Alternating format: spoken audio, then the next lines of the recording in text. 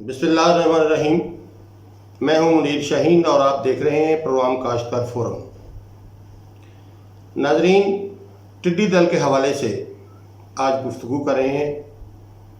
टिड्डी दल पहले बलूचिस्तान में, फिर सिंध में और अब पंजाब के मुख्तलिफ अजला में मौजूद है और हमारी फसलों को नुकसान पहुंचा रही है। इस पर बात करने के लिए आज हमारे साथ पंजाब एग्रीकल्चर डिपार्टमेंट के इंतहाई मोतबर शख्सियत डायरेक्टर जनरल एग्रीकल्चर एक्सटेंशन जनाब डॉक्टर अंजम अली साहब मौजूद हैं। इनसे हम ये दरियाफ्त करने की कोशिश करेंगे कि टिड्डी दल क्या है और ये फसलों को किस तरह से नुकसान पहुंचाती है और हुकूमती इदारे इसके तदारक के लिए क्या इक़दाम उठा रहे हैं। डॉक्टर साहब, हमें बताइएगा कि टिड्डी दल का करैक्टर क्या है और किस तरह से ये हमारी फसलों को नुकसान पहुंचाती है। पाकिस्तान में टिड्डी दल की आमद बैनुल-अक़वामी फैलाव का नतीजा है। ये मूज़ी कीड़ा 26 ममालिक में फैला है।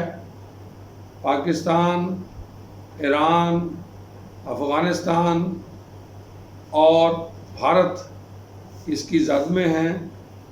ये सबसे पहले जून के महीने में चूलिस्तान में भारत की तरफ से आया था और पूरी कोशिश की गई कि इसको चूलिस्तान के अंदर ही रखा जाए और अक्टूबर-नवंबर तक इस पे 30,000 लीटर से ज़्यादा स्प्रे करके रोका गया। इसके बाद दिसंबर और जनवरी के महीने में मज़ीद स्वाम का सिलसिला राजस्थान, भारत की तरफ से शुरू हुआ और उसमें मौसमी तब्दीली या जिसे वेस्टर्ली विंड्स कहते हैं, सर्दी की शिद्दत की वजह से इनके रूट्स में तब्दीली आई और ये पंजाब के कुछ अजला में सेटल होने में कामयाब हुआ। पंजाब के साथ साथ ये डेरा इस्माइल ख़ान, वज़ीरिस्तान और अफ़ग़ानिस्तान तक उसी दौर में गया।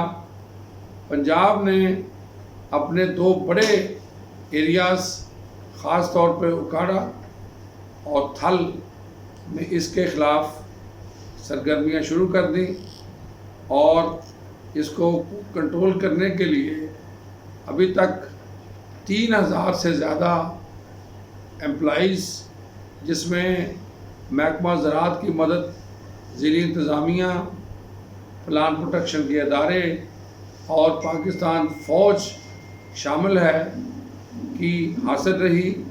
300 से ज़्यादा हमने गाड़ियाँ इस्तेमाल कर रहे हैं। हमारे पास इस वक्त कोई 1600 से ज़्यादा स्प्रे मशीन मौजूद हैं, जिसमें 200 ट्रैक्टर और गाड़ियों पर लगाने के लिए हैं, बाकी स्प्रे मशीन्स हैं। कोशिश हमने की कि कीड़े को इस लेवल पे रखा जाए ताकि वो पंजाब में किसी भी जगह मौशी नुकसान ना दे सके और इसका नतीजा यही निकला कि पंजाब इस साल सर्दियों में या रबी की फसलात में गंदम, चना, ऑयल सीड और कमाद, मक्की हत्ता कि तमाम फसलों को सिक्योर करने में कामयाब हुआ। इस साल गंदम की फसल पिछले साल से ज़्यादा है, चने की फसल ज़्यादा है और ऑयल सीड में भी काफ़ी बेहतरी नज़र आ रही है।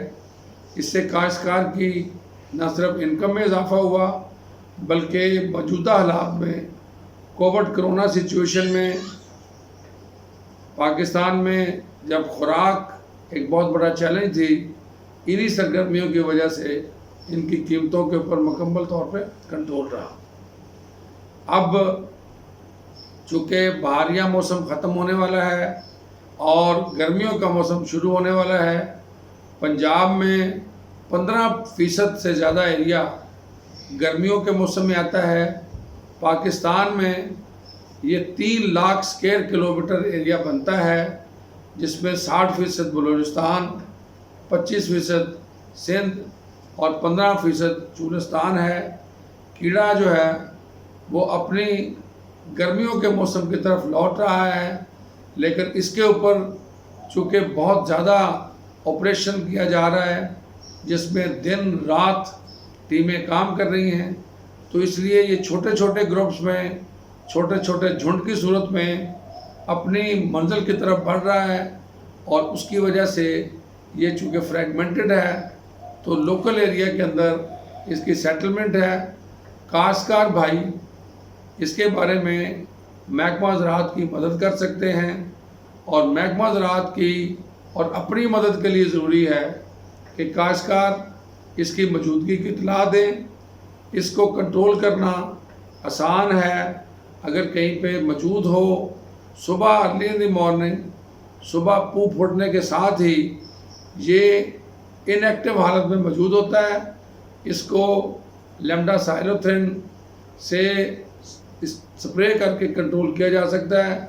کاشتکار اپنے کھیت کی نگرانی کریں، خاص طور پہ نئی پھوٹیں، نئی گروتھ کپاس میں اور دوسری فصلات میں اس کا نشانہ بن سکتی ہیں، لیکن بنیادی طور پہ یہ ایک ڈیزرٹ لوکسٹ ہے، اور ڈیزرٹ لوکسٹ کی جو من بھاتا غذا ہے وہ ککر ہے، لئی ہے، اس کے بعد جو بیری ہے، اس طرح کے جو جنگلات کے اندر پودے ہیں وہ ہے، اور اسی لیے یہ ایسی جگہ پہ لینڈ کرتا ہے جہاں پہ کوئی نرم زمین ہو تاکہ وہاں سے انڈے دے سکے۔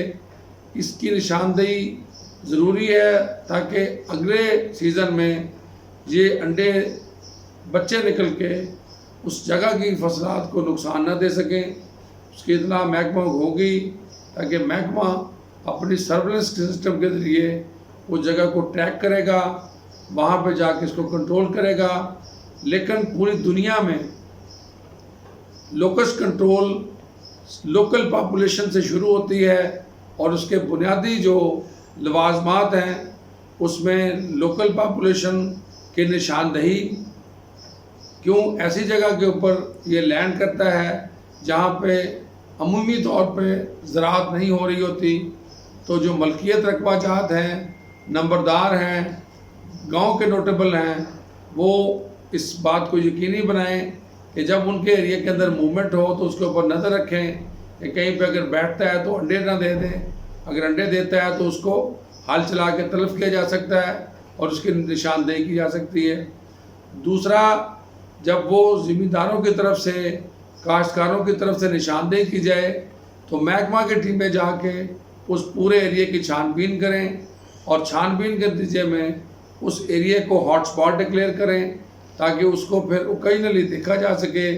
تیسرے نمبر پہ اچھی سپرے مشینز، مائکرون کی بات ہم کرتے ہیں، اس کے لیے اس سال لوکسٹ کے اوپر پاکستان میں نیشنل زرعی ایمرجنسی نافذ ہے، جس میں national disaster management authority, provincial disaster management authority مل کے تمام وسائل بروئے کار لا رہی ہیں، جس میں اچھی سپرے مشین منگوا رہی ہیں، اور اس وقت تک جو ہمارے پاس اویلیبل پاکستان میں ہے ہم اس کو استعمال کرتے ہوئے اس کیڑے کو روک رہے ہیں۔ بڑی مشینیں آئیں گی تو اس کا زیادہ بہتر کنٹرول ہو جائے گا، اور بڑے خطرات کے صورت میں پاکستان میں جہازوں کا بندوبست بھی کیا جا رہا ہے۔ پنجاب کی ہمیشہ گزارش رہی ہے کہ پنجاب کو محفوظ کرنے کے لیے پنجاب کے ارد گرد بارڈرز کو محفوظ کرنا پڑے گا۔ پنجاب کے ارد گرد بارڈرز اس وقت خطرات میں ہیں انڈیا کی طرف سے۔ ہمیں پچھلے سال بھی کافی لوکسٹ آیا تھا، ہم ڈپارٹمنٹ آف پلانٹ پروٹیکشن کے ذریعے ان کے ساتھ بھی رابطے میں ہیں تاکہ ان کے بارے میں ہمیں آگاہی ہو۔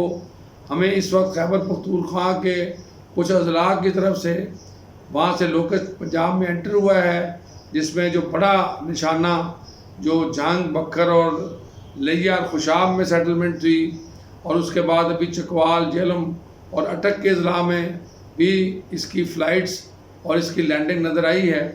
اس طرح ہمیں خیبر پختونخوا کے جو محکمہ جات ہیں ان کے ساتھ بھی ہماری بات چیت چل رہی ہے اور ہم کوشش کر رہے ہیں کہ وہ اپنے ایریے میں اس کو کنٹرول کریں. لیکن بڑا چیلنج جو ہے وہ بلوچستان ہوگا.